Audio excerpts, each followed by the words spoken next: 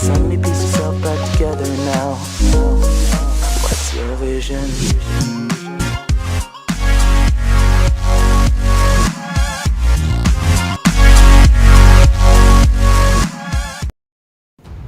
Sebelum kita mulai, dukung kami.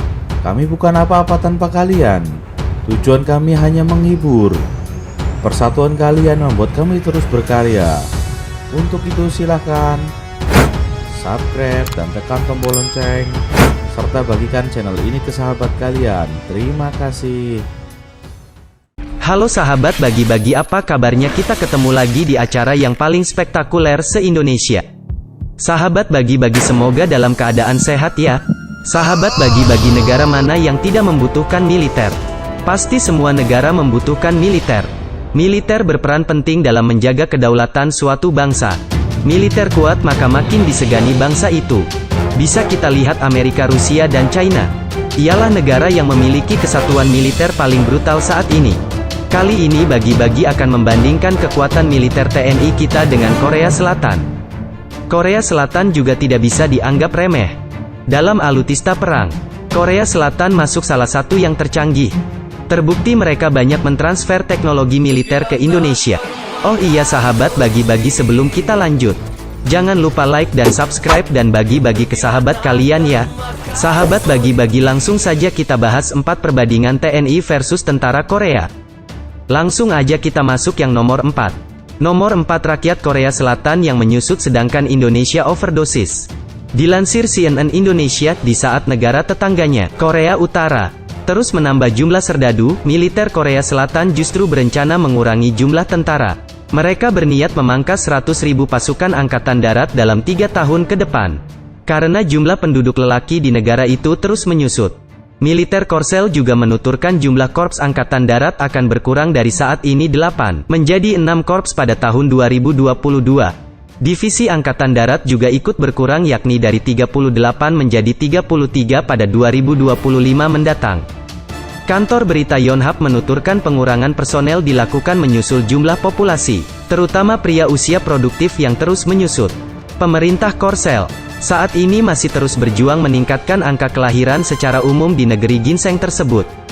Pada 2018, angka kelahiran Korsel terus turun menjadi hanya pada level 0,98%. Sahabat bagi-bagi, ini justru berbanding terbalik dengan Indonesia. Kita nggak boleh menolak poligami. Laki-laki di negeri kita malah overdosis kebanyakan. Dan pemuda Indonesia memiliki hasrat reproduksi yang besar. Bahkan pemerintah sampai terus-menerus mensosialisasikan program keluarga berencana. Jadi Indonesia bisa sewaktu-waktu menambah jumlah personil TNI. Semoga kalian termasuk pemuda yang rajin reproduksi ya. Langsung aja kita masuk nomor 3. Rakyat Indonesia minat menjadi TNI sedangkan Korea tidak. Tidak dipungkiri bahwa rakyat Indonesia banyak mendambakan diri menjadi TNI. Terbukti bila ada lowongan masuk TNI dari angkatan manapun, pendaftar selalu membeludak dari jumlah yang dibutuhkan. Bahkan menurut riset, pendaftar mencapai 1000% dari jumlah lowongan yang diminta. Ini membuktikan rakyat Indonesia tidak takut mati. Karena resiko dalam menjadi TNI benar-benar tinggi, dari aspek latihan bahkan tugas. Berbanding terbalik tentu saja dengan Korea Selatan. Di Korea Selatan, bahkan pemerintah memberikan gaji tinggi jauh di atas TNI, dan mewajibkan militer kepada warganya. Bahkan para bintang K-pop dan aktris Korea banyak yang kena hukuman karena menghindari wajib militer.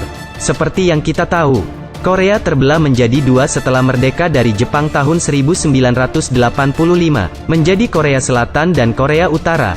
Kedua negara ini selalu berperang sampai tahun 1953, dan belum menemui kesepakatan damai hingga sekarang. Dengan keadaan itu, Korea Selatan mewajibkan rakyatnya ikut wamil. Wajib militer diberlakukan pada usia 19-35 tahun selama 2 tahun. Tentu dengan keadaan ini, jiwa nasionalisme tentara Korea akan berbeda dengan TNI. Bahkan beberapa tayangan menampilkan saat para tentara Korea ini dihibur para penyanyi K-pop sampai menangis kegirangan. Beda ya dengan sorot mata para TNI kita yang mematikan. Oke, lanjut aja kita masuk nomor 2. Bentuk fisik tentara yang berbeda. Entah karena itu adalah antara wajib militer atau bukan. Bentuk fisik TNI Indonesia dan tentara Korea yang kita lihat di tayangan menunjukkan perbedaan besar. Bentuk fisik tentara kita sangat sangar seperti mesin tempur. Sedangkan bentuk fisik tentara Korea seperti pekerja kantoran. Bahkan bisa kita lihat di tayangan. Tentara Korea ada yang memakai kacamata di usia prima mereka. Berbeda dengan TNI kita, bahkan syarat menjadi TNI pun tidak berkacamata. Kalau secara personal bisa kita lihat sahabat bagi-bagi, TNI kita jauh lebih unggul. Oke, kita masuk nomor yang paling ditunggu-tunggu yaitu nomor 1. Metode latihan yang berbeda. Seperti yang kita tahu, latihan tempur TNI kita terkenal yang paling sadis di dunia. Bahkan tentara Amerika menyebutnya latihan gila. Jika tidak memiliki mental yang kuat, maka akan menangis atau terkencing-kencing. Dengan metode pelatihan yang dilakukan oleh pasukan elit TNI ini, dalam latihan yang sempat direkam dan diunggah ke YouTube tersebut, ada beberapa orang instruktur yang berdiri di atas menara dan menembaki para prajurit yang sedang berlatih dengan cara tiarap di sebuah lahan berlumpur. Tidak tanggung-tanggung, banyak tembakan yang dilepaskan dengan menggunakan senjata semi-otomatis AK-47 buatan Soviet untuk menguji mental dan kesiapan para prajurit elit Pashas ini. Bahkan video tersebut menjadi viral dan ditonton sekaligus diulas berbagai pihak di seluruh dunia. Bahkan tentara Korea yang sudah ikut wamil terpukau. Bahkan sampai membuat tayangan tentara Korea reaksi to TNI. Banyak orang yang menganggap bahwa metode latihan tersebut sangat tidak manusiawi.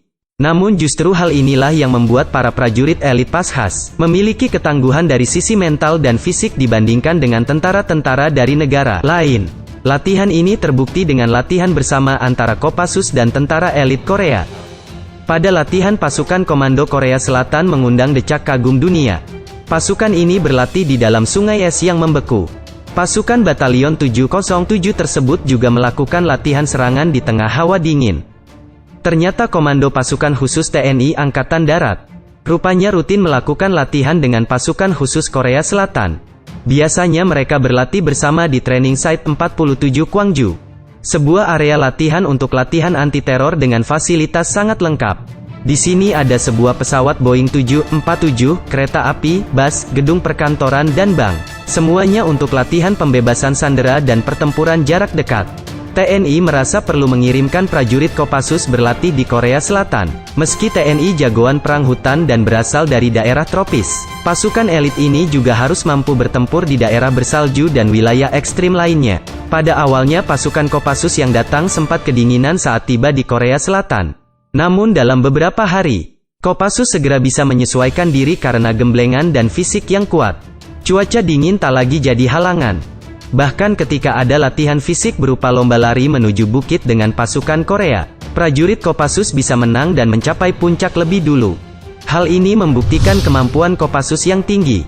Kisah ini dimuat dalam buku Kopassus untuk Indonesia yang ditulis Iwan Santosa dan E. Anatanegara, dan diterbitkan oleh R. dan W.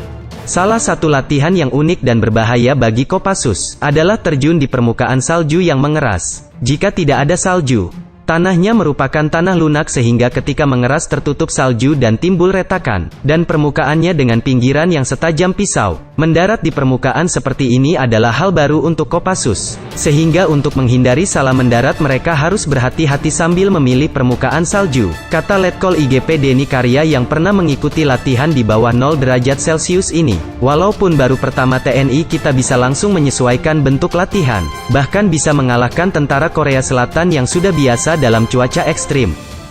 Gimana hebatkan pasukan TNI kita? Sekian pembahasan dari kami. Tujuan kami hanya menghibur dan meningkatkan lagi rasa nasionalisme Indonesia. Tidak ada maksud merendahkan pihak manapun, sebatas bagi informasi dan hiburan. Bila ada kata yang salah kami minta maaf. Wassalam.